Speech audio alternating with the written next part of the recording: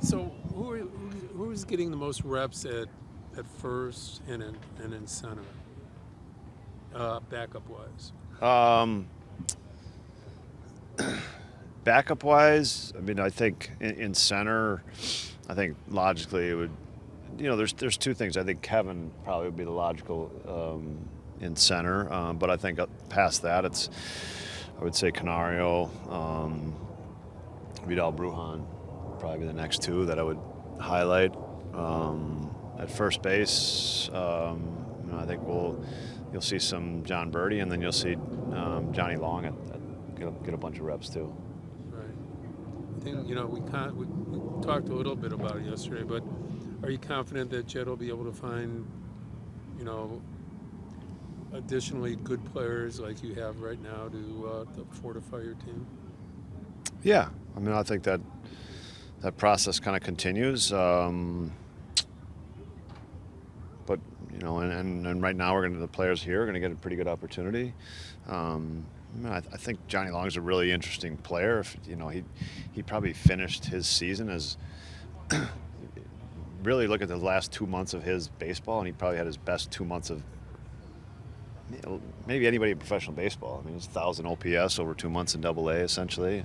Finished up with an incredible fall league, so he's a guy that's going to be fun to watch. Get some plate appearances this spring. Is he a good defender? Working on it. Kyle Tucker been kind of tracking pitches yesterday, first swing, off Justin Steele. I don't know if you saw it was opposite field off the wall. It was kind of nice to see him in action against real pitching there. I think all our hitters had a good day. It was a good day for the hitters. You could tell it was kind of day 4, second time around for the hitters. So it was a bunch of guys swung the bat really well. Kyle included. Greg, how encouraged are you by those good swings? Because hitting is a confidence-based drill. You go up there, take some good swings from spring in the regular season, you're cooking. Yeah, I mean, I think kind of the nature of this thing in spring training is it's some guys starting out feel really good. Some guys don't. It's kind of you want it to feel great the first day. It doesn't always work that way. But right at this time of year, the best part is just completing a good day, completing a healthy day. And we did that again today. Kind of 2 more days and head to the next step. You just said a healthy day. Seems that at some point, the last 10, 15 years, I don't know exactly what it is, that spring training became preventative more than anything else. Let's get our work in, but how can we prevent guys from just breaking down? It seemed to take on a new life in my mind. Do you think that's accurate? It's changed, maybe since 15, 20 years ago?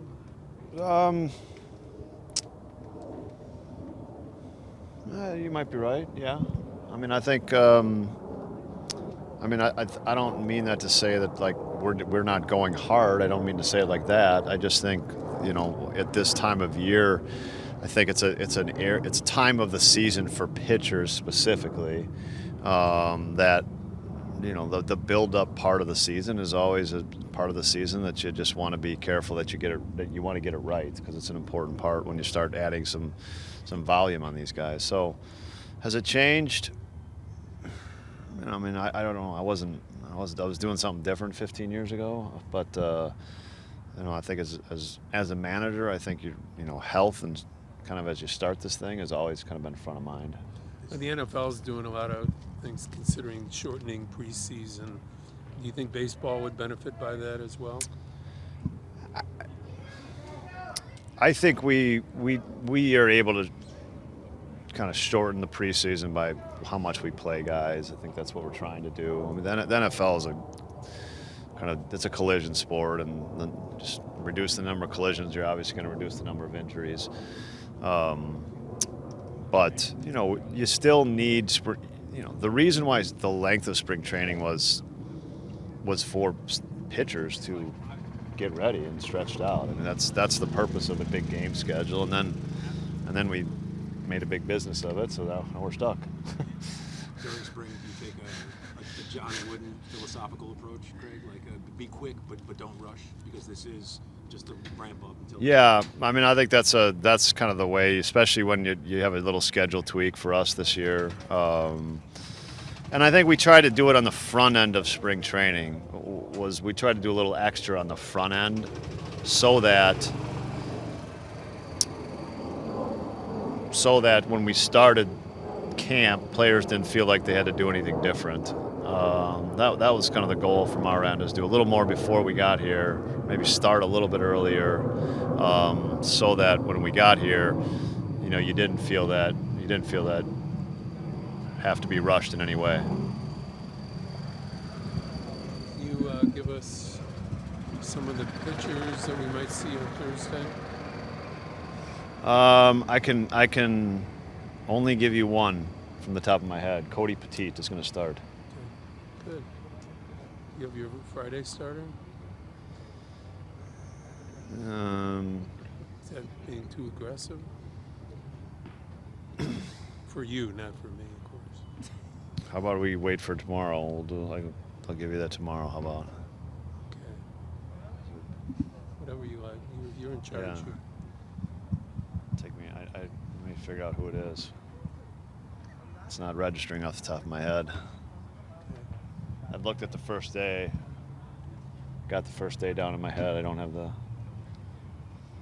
Cool. In spring training, you just worry about it. It's not really who's pitching; is are we going to run out of pitching? That's the big fear. No, so when you go on the road, so you're on the road, especially, in other camps, Worst case scenario, you're always thinking, you see, like the Mets losing $34 million pitcher today. So Yeah. I mean, and I think pretty naive every year we forget that injuries happen a lot in spring training now. It just changes everything. Yeah, it does. And I read that news as well, and those are that's the kind of news that you prepare for. You try to prepare for as a club, right? But also obviously tough news at this time of year.